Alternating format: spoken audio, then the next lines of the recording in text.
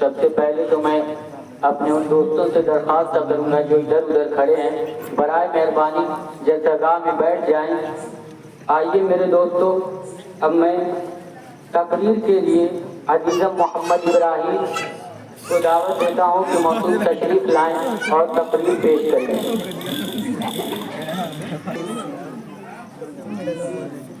السلام علیکم ورحمۃ اللہ وبرکاتہ۔ الحمد للہ وقفا وسلام علی عبادہ الذین اصطفا، اما بعد، اعوذ باللہ من الشیطان الرجیم، بسم اللہ الرحمن الرحیم، ان الصلاة تنہی عن الفحشاء والمنکر، صدق اللہ العظیم۔ محترم سامعین، حاضرین جلسہ، میں آج کے اس جلسے میں اسلام کی ایک اہم عبادت نماز کے متعلق کچھ عرض کرنا چاہتا ہوں۔ اسلامی عبادات کے اندر نماز کو بہت اہمیت حاصل ہے۔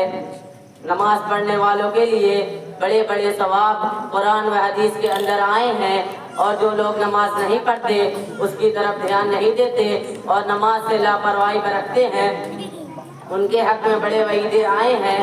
نماز کو دین کا ستون اور دین کا کھمبا قرار دیا گیا ہے۔ رسول اللہ صلی اللہ علیہ وسلم نے ارشاد فرمایا، نماز دین کا ستون ہے، جس نے نماز کو قائم رکھا اس نے دین کے ستون کو قائم رکھا، اور جس نے نماز کو نہ قائم کیا اس نے دین کی بنیاد کو منہدم کر دیا۔